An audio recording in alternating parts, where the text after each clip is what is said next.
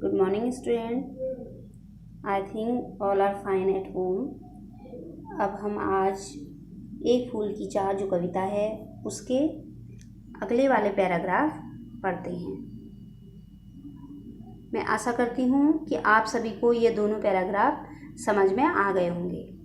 अगर किसी को कोई भी कन्फ्यूजन होगा तो आप इसे दोबारा से इस वीडियो को देख लीजिएगा। अब नेक्स्ट पैराग्राफ हैं,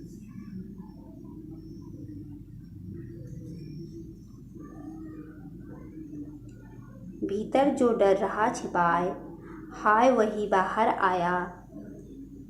एक दिवस सुखिया के तन को ताप तप्त मैंने पाया।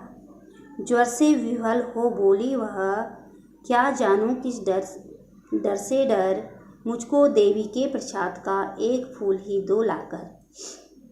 भीतर जो डर रहा छिपाए, वो कह रहे हैं कि जो मेरे मन के अंदर डर छिपा हुआ था, हाय वह एक दिन बाहर आ गया। उन्होंने कौन सा डर मन में छिपाया था कि कहीं मेरी बेटी भी इस महामारी की चपेट में ना आ जाए। इस डर को उन्होंने अपने मन के अंदर छिपाया था। तो वो कह रहे हैं कि एक दिवस सुखिया के तन को ताप तप्त मैंने पाया। एक दिवस, एक दिन सुखिया के तन को, सुखिया उनकी बेटी, तन मतलब शरीर को, एक दिन सुखिया के शरीर को उन्होंने ताप तप्त मैंने पाया। उन्होंने जर से तपा हुआ पाया, ताप तप्त उन्होंने पाया। ज्वर से विवल हो बोली वह, क्या जानूं किस डर से डर, मुझको देवी के प्रसाद का एक फूल ही दो लाकर। कहने की जब वह ज्वर से क्या हो गई, विवल हो गई, मतलब बहुत तेज उसे जब बुखार आ गया, तो वह न जाने किस डर से डरी हुई सी कहने लगी कि मुझे देवी माँ के प्रसाद का एक फूल ला कर दो। अब देवी माँ के प्रसाद का फूल उसे चाहिए था, क्योंकि छोटी बच्ची है, वो समझ रही है, सोच रही थी कि हो सकता है देवी माँ के प्रसाद का जो फूल है उस फूल को पाकर मैं क्या हो जाऊंगी, स्वस्थ हो जाऊंगी। अब नेक्स्ट है, कर्मशः कंठ क्षीण हो आया। कर्मशः मतलब लगातार। शिथिल हुए अवयव सारे, बैठा था नव नव उपाय की, चिंता में मैं मन मारे। जान सका ना प्रभात सजग से, हुई अलस कब दोपहरी, स्वर्ण घनों में कब रवि डूबा, कब आई संध्या गहरी। कह रहे कि कर्मशः उसका लगातार उसका कंठ क्या होने लग गया, क्षीण होने लग गया। कंठ मतलब गला। कर्मशः कंठ क्षीण हुआ आया, तो अब लगातार उसका गला सूखने लगा, सूखता हुआ आ रहा है। शिथिल हुए अवयव सारे, और उसका सारा शरीर क्या हो गया है, शिथिल हो गया है। सारे हाथ पैर शरीर का मतलब प्रत्येक अंग उसके शिथिल हो गए, ढीले हो गए, काम नहीं कर रहे थे। बैठा था नव नव उपाय की, चिंता में मैं मन मारे। कह रहे हैं कि सुखिया के पिता कह रहे हैं कि मैं बैठा हुआ था, उसी के पास हमेशा बैठा रहता था और नए नए उपाय, उसको ठीक करने के नए नए उपाय करता रहता था। इसी चिंता में कि अब मैं अपनी बेटी को कैसे ठीक कर पाऊंगा, इसी चिंता को लेकर वे नए नए उपाय करते रहते थे। जान सका ना प्रभात सजग से, हुई अलस कब दोपहरी। वो कह रहे हैं कि वे सुखिया की देखभाल करने में इतने व्यस्त हो गए थे कि वो जान भी नहीं पाते थे कि कब प्रभात हो रहा है। प्रभात मतलब सवेरा, कब सुबह हो रही है और कब क्या हो जा रही है, कब अलस कब दोपहरी। कह रहे हैं कि कब सुबह हो रही है और उसके बाद धीरे धीरे कब दोपहर हो जा रही है, पता ही नहीं चल पाता। स्वर्ण घनों में कब रवि डूबा, कब आई संध्या गहरी। कह रहे कि उन्हें ये भी नहीं पता चलता था कि सोने के समान किरणों में, कभी बादलों में कभी किरणों में, रवि कब डूब गया। रवि मतलब सूर्य, सूर्य कब डूबा, और कब संध्या गहरी, कब संध्या क्या हो गई, शाम हो गई, शाम क्या हो गई, गहरी हो गई, शाम हो गई और फिर रात हो गई। उनको लगातार ऐसा पता नहीं चल पा रहा था कि कब सुबह हुई, कब दोपहर हुई, कब शाम हुई और कब रात हो गई, क्योंकि वे अपनी बेटी की देखभाल करने में इतने व्यस्त थे, अपनी बेटी को ठीक करने के नए नए उपाय करने में लगे हुए थे। इस वजह से उनको दिन का भी पूरा पता नहीं चल पाता था कि किस समय सुबह हो रही है, किस समय दोपहर हो रही है, किस समय शाम हो रही है और कब रात हो जा रही है। नेक्स्ट है, सभी ओर दिखलाई दी बस अंधकार की ही छाया, छोटी सी बच्ची को ग्रसने कितना बड़ा तिमिर आया। ऊपर विस्तृत महाकाश में जलते से अंगारों से झुलसी सी जाती आंखें जगमग जगते तारों से। सभी ओर दिखलाई दी बस, वो कह रहे हैं कि मुझे अब चारों ओर क्या दिखाई दे रहा है, अंधकार की ही छाया, बस सिर्फ अंधकार ही दिखाई दे रहा है। छोटी सी बच्ची को ग्रसने कितना बड़ा तिमिर आया, कह रहे हैं कि एक छोटी सी बच्ची को ग्रसने मतलब अपने अंदर समा लेने के लिए कितना बड़ा तिमिर मतलब अंधकार आ गया, कितना बड़ा अंधकार आया। ऊपर विस्तृत महाकाश में जलते से अंगारों से झुलसी सी जाती थी आंखें जगमग जगते तारों से। कह रहे हैं कि ऊपर इतना विस्तृत महाकाश है, इतना फैला हुआ आकाश है और उसमें जो अंगारे हैं, जो तारे हैं, वो क्या लग रहे हैं, ऐसा लग रहा है कि किसी ने विशाल आकाश पर अंगारे फैला दिए हों, किसी ने विशाल आकाश पर अंगारे फैला दिए हों और उनसे उनकी आंखें क्या हो रही हैं, झुलस रही हैं।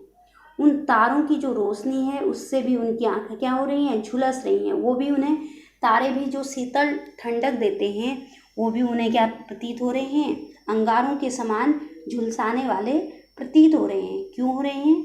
क्योंकि उन्हें कोई भी चीज़ क्या नहीं लग रही है, अच्छी नहीं लग रही है।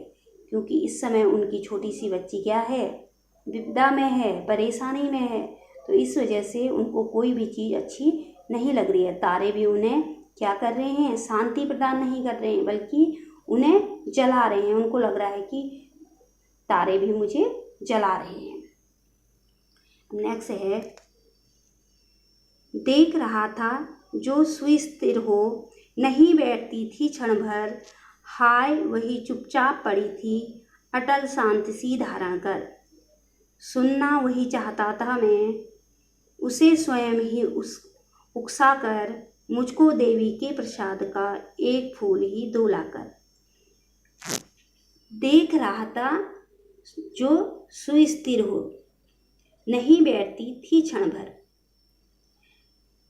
हाय वही चुपचाप पड़ी थी। अब सुख्या के पिता कह रहे हैं कि जो क्या है, जो बच्ची एक पल के लिए, एक क्षण के लिए भी स्थिर नहीं रहती थी, मतलब एक जगह पर नहीं टिक सकती थी, जो बच्ची एक क्षण के लिए भी एक स्थान पर नहीं टिक सकती थी, हाय वह आज एक चुपचाप पड़ी थी।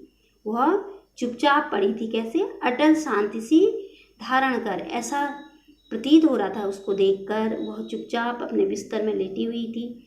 उसको देखकर ऐसा प्रतीत हो रहा था कि जैसे उसने अटल शांति धारण कर ली है, जैसे कि उसकी शांति को कोई भंग नहीं कर सकता। सुनना वही चाहता था मैं, उसे स्वयं ही उकसा कर, मुझको देवी के प्रसाद का एक फूल ही दो लाकर। वह कहते हैं कि वो बार बार उसे क्या करते हैं, छेड़ते हैं, ज़बरदस्ती उसे बात करने की कोशिश करते हैं कि शायद वो ऐसे करके वो कुछ बोले। तो वह वही सुनना चाहते थे कि आखिर ये क्या कहती है। तो उसने फिर भी क्या कहा कि उसने, जब उसके पिता ने उसे बार बार बोलने के लिए विवश कर रहे थे, तो उसने सिर्फ इतना ही कहा, मुझको देवी के प्रसाद का एक फूल ही दो लाकर, मुझे सिर्फ देवी माँ के प्रसाद का एक फूल लाकर दो। नेक्स्ट है, ऊंचे शैल शिखर के ऊपर मंदिर था विस्तृण विशाल, स्वर्ण कलश सरसिजित विहसित थे, पाकर सुमुदित रविकर जाल। धूप दीप से आमोदित था मंदिर का आंगन सारा, गूंज रही थी भीतर बाहर मुखरित उत्सव की धारा। ऊंचे शैल शिखर के ऊपर, ऊंचे शैल शिखर के ऊपर मतलब ऊंचे मतलब ऊंचा, शैल मतलब पर्वत, और पर्वत की चोटी पर कह रहे कि ऊंचा जो पर्वत था उसकी चोटी के ऊपर एक मंदिर विस्तृत विशाल बहुत बड़ा मंदिर बना था। बहुत बड़ा मंदिर बना था। स्वर्ण कलश सुसज्जित विकसित थे। कहने कि वहाँ पर क्या थे, सोने के कलश रखे हुए थे। सोने के कलशों से वह सजा रखा था। कलश मतलब घड़ों से सजा रखा था। पाकर समुदित रवि कर जाल, और उसको ऐसे सुनहरे तारों से सजा रखा था।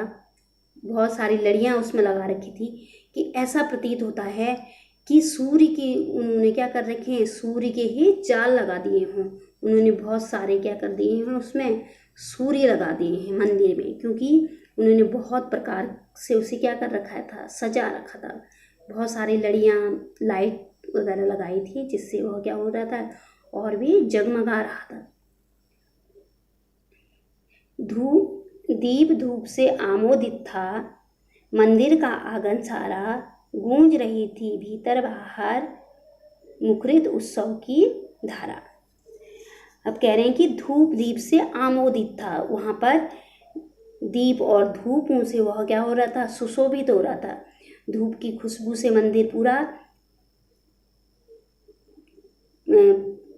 उसमें बहुत सारी खुशबू आ रही थी और बहुत सारे दीपक जलाए हुए थे। मंदिर का आंगन उससे धूप और दीप से जगमगा रहा था और प्रफुल्लित हो रहा था।